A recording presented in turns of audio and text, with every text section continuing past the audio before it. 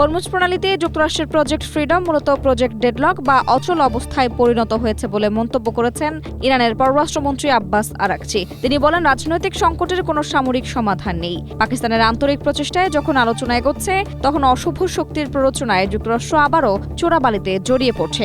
একই কথা সংযুক্ত আরব আমিরাতের ক্ষেত্রেও প্রযোজ্য। মূলত গেল রোববার মার্কিন প্রেসিডেন্ট ডোনাল্ড ট্রাম্প হরমুজ প্রণালীতে প্রজেক্ট ফ্রিডম নামে একটি নতুন সামরিক অভিযান শুরুর ঘোষণা দেন। তিনি বলেন, সংঘাতের কারণে হরমুজ প্রণালীতে আটকে থাকা জাহাজ ও নাবিকদের উদ্ধার করে আন্তর্জাতিক জলসীমায় পৌঁছে দিতেই ওয়াশিংটন এই পদক্ষেপ নিয়েছে। জাহাজগুলোতে খাবার ও পানীয় সংকট দেখা দেওয়ায় ট্রাম্প এই অভিযানকে মানবিক পদক্ষেপ হিসেবে অভিহিত করেছেন। পাশাপাশি এই উদ্ধার অভিযানে কোনো ধরনের হস্তক্ষেপ করা হলে তা কঠোরভাবে মোকাবিলা করা হবে বলেও সতর্ক করেছেন তিনি। স্ট্রবেরি সুপার ডটেড ও ক্লাসিক ভ্যারিয়েন্ট সেন্সেশন জাগুক শিহরণ। পাল্টা জবাবে হরমুজ প্রণালীকে মার্কিন বাহিনীর কবরস্থানে পরিণত করার হুমকি দেয় ইরান।